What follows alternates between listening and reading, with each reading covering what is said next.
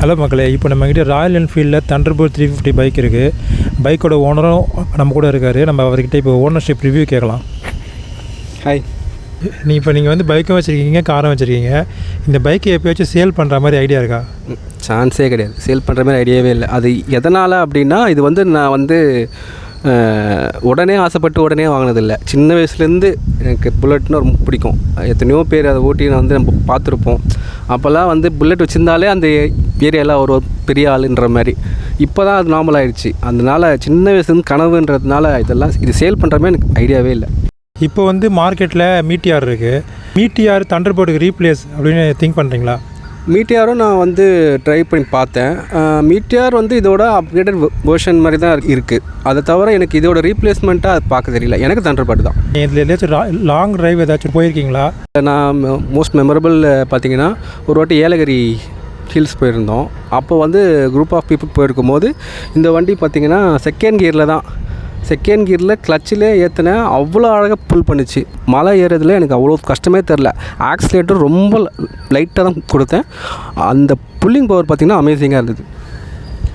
அந்த long drive அப்போது இந்த பேக் பெயின்லாம் வரும், அதெல்லாம் எப்படி இருந்துச்சு உங்களுக்கு? இல்லை, அந்த மாதிரியே இல்லை.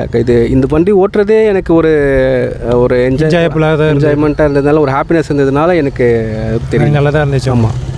இதில் நீங்கள் ரொம்ப லைக் பண்ண ஒரு விஷயம், நீங்கள் ஹேட் பண்ண ஒரு விஷயம்?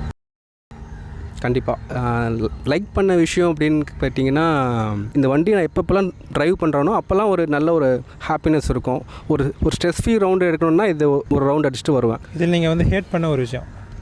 கண்டிப்பாக இருக்குது, அதுவும் இருக்குது. ப்ளஸ்ஸு வந்து மைனஸும் கண்டிப்பாக இருக்கும்ல. இது பார்த்திங்கன்னா எல்லாருக்கும் தெரிஞ்ச விஷயந்தான். இது வண்டி ஹெவி வெயிட்டு. பஞ்சர் ஆச்சுன்னு வச்சிங்களேன், தள்ளவே முடியாது, ரொம்ப கஷ்டம். நான் இதுக்கு முன்னால் இது டியூப் டயர் தான் வச்சுருந்தேன். பஞ்சர் போடவே யாருமே எடுக்க மாட்டாங்க. அதாவது பைக்கு கம்பெனிலேருந்து வரும்போது டியூப் டயர் தான் இல்லையா? ஆமாம், பஞ்சர் போடுறதுக்கே யாருமே எடுக்க மாட்டாங்க. அந்த மாதிரி நான் பஞ்சர் ஆகும்போது ரொம்ப கஷ்டப்பட்டிருக்கேன். அதுக்கப்புறம் டியூப்லெஸ் மாற்றிட்டேன். இப்போ உங்களுக்கு அந்த ப்ராப்ளம்லாம் இல்லை? அந்த ப்ராப்ளம் இல்லை. இப்போ இந்த பைக்கில் நீங்கள் கண்டிப்பாக நிறைய மாடிஃபிகேஷன் பண்ணியிருக்கீங்க, பார்த்தா தெரியுது. இதில் நீங்கள் என்னென்ன மாடிஃபிகேஷன்லாம் செஞ்சுருக்கீங்க? அந்த ஹெட்லைட் சேஞ்ச் பண்ணேன். அப்புறம் பார்த்திங்கன்னா இந்த ஸ்பீடோ மீட்டர் ஒன்று சேஞ்ச் பண்ணேன். இந்த ஸ்பீடோ மீட்டரில் எப்போயுமே ஒரு இஷ்யூ வரும். ஏன்னா இது அந்த மழை தண்ணி அதிகமாக உள்ளே சேர்ந்து என்ன ஒன்று இந்த மாதிரி ஃபாக் அடிக்கும். அப்படியே கொஞ்சம் ஜாஸ்தியாகிட்டு சம்டைம்ஸ் இந்த மீட்டரே பார்த்திங்கன்னா தெரியாத அளவுக்கு மாறிடும். அதனாலே நான் அந்த மீட்ரு மாற்றிட்டேன். அப்புறம் பார்த்திங்கன்னா மிரர்ஸு, 2 மிரர்ஸு. இதில் ஸ்டீல் மிரர் வந்து நம்ம பிளாஸ்டிக் மாற்றிட்டேன். அப்புறம் அப்படியே வந்திங்கன்னா டியூப்லெஸ் டயர்ஸ், மெயினாக அலாய் வீலு.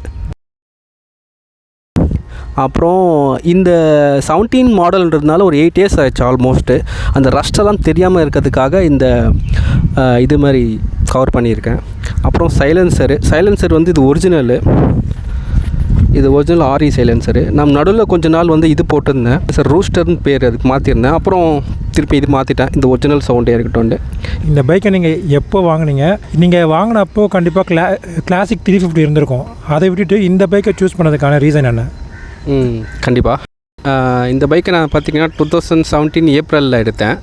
நான் எடுக்கிற போகிற சமயத்துலேயே பார்த்திங்கன்னா அந்த கிளாசிக் 350 லான்ச் பண்ணாங்க. அந்த மல்டி கலர்ஸ் வச்சு லான்ச் பண்ணாங்க.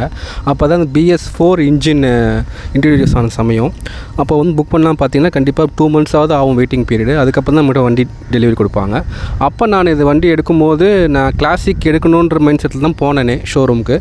அப்போது தண்டர்பேர்டு வந்து ட்ரையல் ஓட்டி பார்க்கலாம், சும்மா ஓட்டி பார்க்கலாம் அப்படின்னு ஓட்டி பார்த்தேன். அந்த ஃபஸ்ட் அட்டம்ப்ட்லேயே எனக்கு ரொம்ப பிடிச்சிருச்சு. சரி, தண்டர்பேர்டு புக் பண்ணிட்டேன். இந்த பைக்குக்குன்னு ஒரு தனி கிரேஸ் இருக்குது, தனி ஒரு கல்ட்டு குரூப்பே இருக்குது. அப்படி இந்த பைக்கில் என்ன தான் இருக்குது நீங்கள் சொல்லுங்கள்.